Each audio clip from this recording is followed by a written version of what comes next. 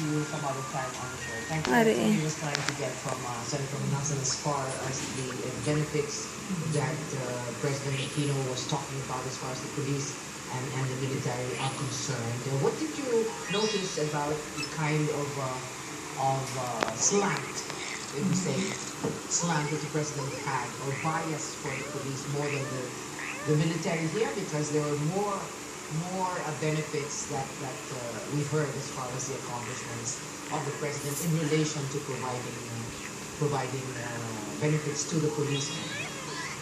Yes, I find that rather curious because a big chunk of the speech went to talking about honorable policemen and how policemen should have better pensions. And I'm wondering, what is the underlying argument here? Is it more of we're taking care of policemen, hence they have to do a better job at safekeeping the country? Or is he talking about how the police should have a better morale at this point because the president is giving them all of these benefits? So I find that rather curious. And it's also rather curious that the chunk of the speech that was allocated to the military was about our inability to purchase fighter jets. And what is the underlying message there? That we can't afford to protect ourselves? Is that what he's trying to say? Because to me, It's a cost implication of buying one fighter jet and having a lot of squadrons at the cost of one fighter jet. I understand that he's the commander-in-chief, and by framing it in that manner, I mean, I don't mind what the message is, but the way it was framed, what message does it send? Is it that we are unable to protect ourselves? That's why we need the support of external allies. So to me, that's very disturbing, which is quite reflective of the general theme of the SONA. I think for me, the ultimate question is, who's he talking to in the SONA? It doesn't feel like he's talking to me, and yet keeps on saying towards the end, SONA mo ito, or something to that effect. It felt like this SONA was crafted for foreign investors. It's a report card of he's playing the role of a cheerleader that you're actually doing, go and hence invest here. But in terms of him playing the role of an elected official, giving a report to his bosses, explaining to us how these statistics and melodramatic clips affect us in real life, in our lived experiences. I didn't get that. What does a cabotage law do to me? What does it mean to me? So Melodramatic clips. I mean, this is the first time.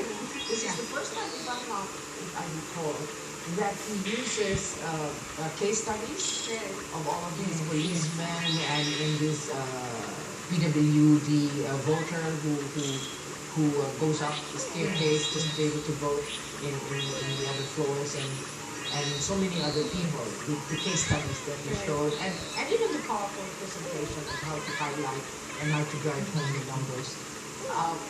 What did you think? Did it help in somebody's understanding? Of course, he said it all in Filipino, and that's what's good. No? Everybody can understand Filipino. But to overwhelm us with numbers... Except for the Cebuanos. I mean, how does one take that in? Mga Cebuanos, baka mga Nico and I were talking, and if it's a weak social science, Do kada, do mga dance ba? Social science. Ba ni Papa si Bel, kung dito na sa Cebu, maskwela. Ma-high school. Hamba ko ba si... Pagbalik na, hindi ko na siya kilala, kay sosyala na siya. Or feeling social na siya. dramatic skills are okay because the president is obviously advised that we're living in the world of telenovelas, so to speak, such that to better understand his message, he needs to have examples or somehow case studies. But the problem with it is that the framing is that these are nice people. I have no doubt that Jesse Robredo was a very honest politician, cabinet secretary, but we need institutions.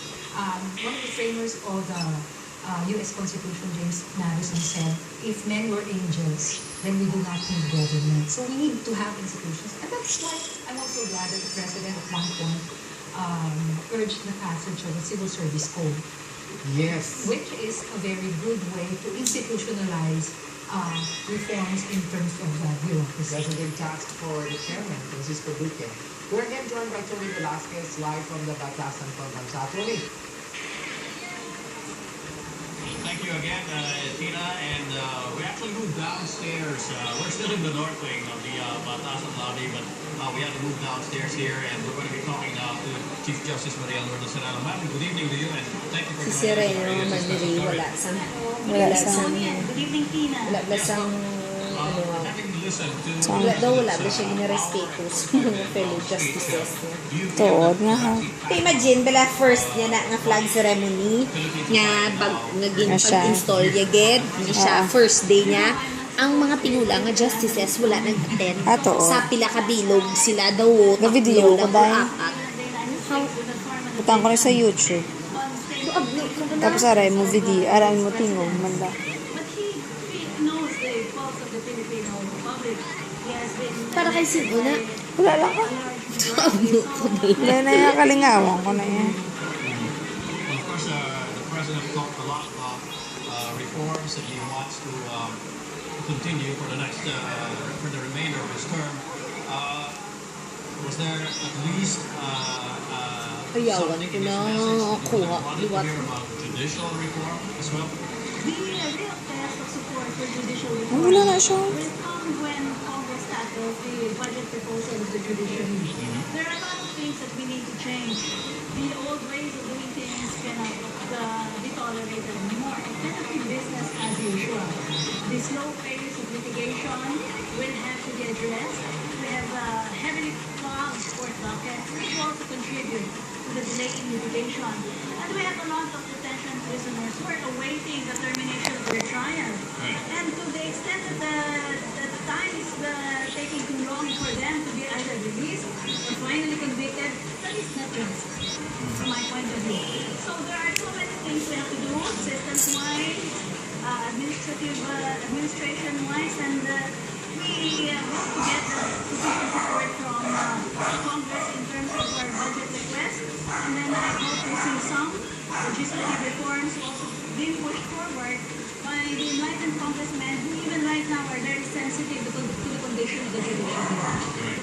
So we will give that time to take shape, that kind of support from Congress and the administration. I guess the president also tried to temper his expectations of the judiciary, given that there are a lot of pending Lugay siya cases rin ng 10 minutes. before your court. Of course, you've got the RH law, the cybercrime law, but he never really mentioned it. I guess in deference to the Supreme Court. Naka-double speed. Yes, and I have to thank everyone for being understanding about the fact that we have to fiercely protect our independence. To the extent that we have to do administrative coordination, for example, the schedules of hearings, the filling up of prosecutors and public attorneys' positions so that they are matched for the courts, that requires a lot of coordination. But with respect to the substance of our decisions, we are fiercely independent about that. And I thank the President for not putting pressure in that regard.